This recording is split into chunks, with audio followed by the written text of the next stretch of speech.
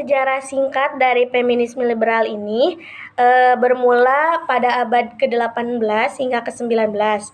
Feminisme liberal bermula pada abad ke-18 dengan tokohnya seperti Mary Wollstonecraft, seorang penulis asal Inggris yang menulis buku Foundation of the Rights of the Woman. Dalam bukunya, ia menuntut agar perempuan diberikan hak pendidikan yang setara dengan laki-laki yang menjadi dasar dari ide feminisme liberal ini.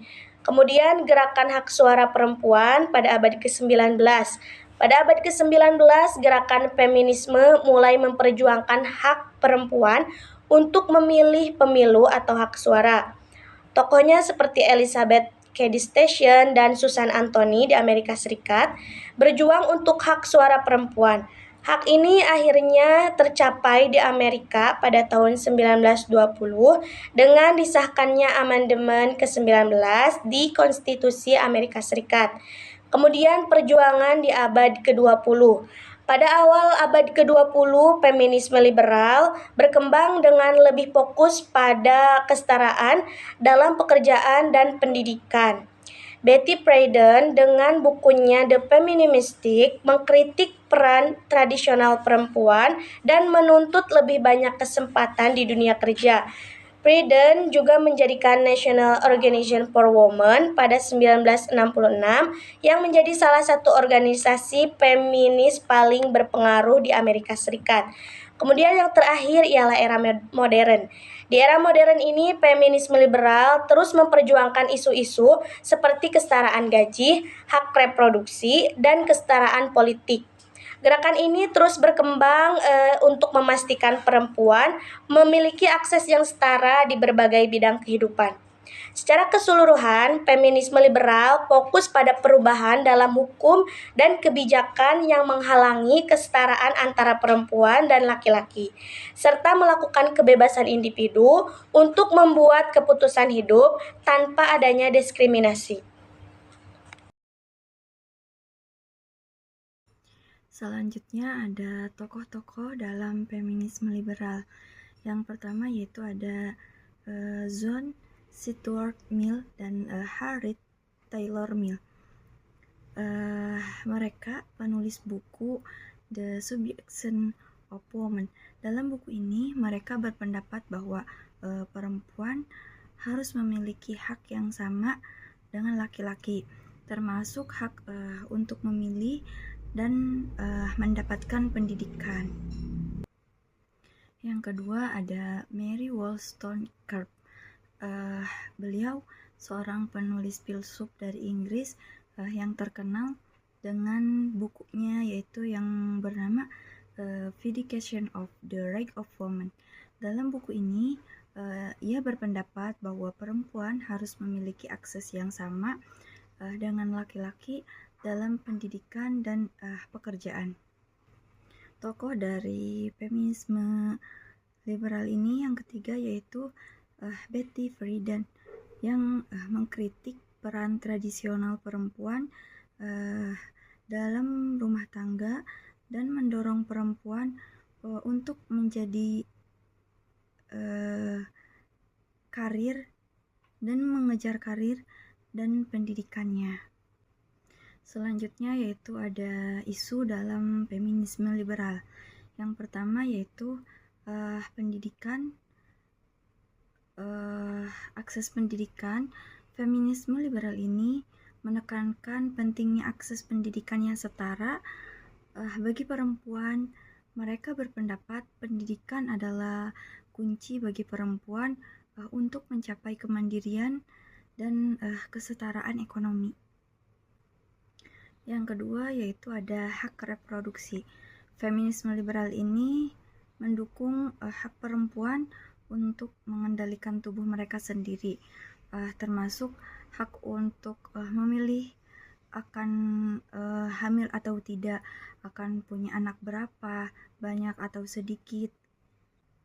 Isu dalam feminisme liberal ini yang terakhir yaitu kesetaraan dalam pekerjaan. Feminisme liberal memperjuangkan kesetaraan dalam pekerjaan, termasuk kesempatan yang sama untuk mendapatkan pekerjaan, promosi, dan gaji yang setara seperti laki-laki. Mereka juga menentang diskriminasi ini gender dalam. Kontroversi mengenai feminisme liberal sering muncul karena pendekatan, fokus, dan dampaknya terhadap masyarakat. Ada beberapa aspek pro dan kontra yang menjadi perdebatan di kalangan masyarakat. Yang pertama, pro terhadap feminisme liberal. Kesatu, mendorong kesetaraan di bidang hukum dan hak asasi.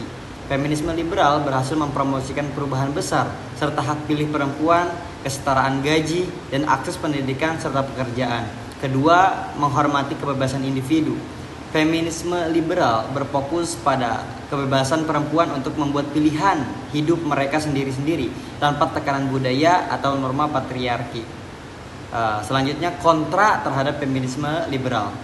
Yang pertama diantaranya dianggap tidak cukup radikal. Kritik utama adalah bahwa feminisme liberal tidak mengubah akar patriarki, melainkan hanya memperbaiki sistem yang dianggap sudah diskriminatif. Kedua, terbatas pada perempuan privilege. Banyak yang merasa feminisme liberal itu hanya relevan bagi perempuan kelas menengah ke atas di negara-negara maju. Isu-isu mengenai perempuan miskin dari komunitas marginal atau di negara-negara berkembang seringkali terabaikan. Mungkin cukup sekian materi yang saya dapat sampaikan. Saya ucapkan terima kasih. Oke, saya Fajar Rivianto akan menjelaskan terkait dengan implementasi atau penerapan sebuah paham feminisme liberal dalam kehidupan sehari-hari gitu ya, atau memang menjawab titik temu itu kan persoalan yang memang apakah ada kaitannya gitu kan. Nah, titik temu antara feminisme liberal gitu kan dalam konteks dalam konteks kehidupan itu kan untuk mencari sebuah jawaban atas mencari sebuah kesepamahaman itu kan, dan ini yang diharapkan menghasilkan sebuah perubahan sosial yang menjawab persoalan gitu kan yang timbul itu kan tanpa ada diskriminasi gender gitu. Nah, untuk membahas hal ini kita bakal menjawab melalui 3 pendekatan itu ya. Memang persoalan ini kita tidak bakal lepas diantaranya adalah di pendidikan, ekonomi, dan politik ya. Jadi di bidang ekonomi gitu kan, implementasinya itu adalah di bagaimana sih gitu kan feminisme liberal ini mendorong gitu kan upah, terutama dalam hal ini gender perempuan yang memang banyak diskriminasi, dan memberikan sebuah upah yang tidak sesuai dengan standar lah gitu ya. Nah, ini menjadi salah satu problem, dan memang hal ini kita perlu mencari sebuah solusi ya, terutama dalam taraf pemerintahan lah gitu ya. Kita membuat sebuah undang-undang yang memang untuk memberikan sebuah gaji yang sesuai standar gitu kan. Nah, terus juga dari gender, terutama perempuan yang memang banyak mengesampingkan gitu kan, dan saya juga memberikan sebuah solusi yang dimana kita memberikan sebuah pelatihan yang agar perempuan tuh bisa bersaing lah gitu pada intinya gitu kan. Nah, yang kedua adalah soal pendidikan gitu kan. Ya, kita tahu bahwasanya pendidikan ini menjadi salah satu sebuah aspek penting bagi kehidupan. Ketika kita mempunyai pendidikan yang baik, pendidikan yang tinggi, kita bakal mempunyai paradigma atau sudut pandang yang luas, dan ini bakal menjawab sebuah persoalan kehidupan gitu kan, karena dirasa penting. Dan kita ketahui bahwasanya pendidikan ini memastikan gitu ya, dan zaman dulu gitu kan perempuan sangat tidak diberi ruang untuk mencari atau bersekolah gitu ya. Dan saat ini pun sekarang udah banyak ya perempuan atau memang gender perempuan terutama yang memang lahir atau memang bisa mengakses pendidikan gitu kan. Dan juga gitu kan implementasi hal ini dalam arti gitu kan perempuan yang memang diberikan di kemudahan akses itu kan, bukan hanya perempuan, laki-laki pun sama hal demikian. Karena kita terutama kalau misalnya perempuan kan stereotip yang berkembang, paradigma yang berkembang di masyarakat adalah perempuan jangan sekolah tinggi-tinggi, nanti akhirnya bakal di dapur juga, dan itu adalah suatu pemahaman yang keliru. Kita mencoba untuk mendekonstruksi hal ini, bahwasanya ya setiap perempuan, setiap semua gender atau memang laki-laki atau perempuan, terutama perempuan ya, itu berhak untuk bisa mengakses pendidikan yang tinggi gitu ya. Nah, yang ketiga adalah persoalan representasi politik ya. Nah, kita mendorong bahwasanya perempuan dan politik itu bisa mengambil keputusan lah gitu ya. Misalnya memberikan kuota yang memang diberikan ruang terutama di bidang politik di ruang-ruang pemerintahan.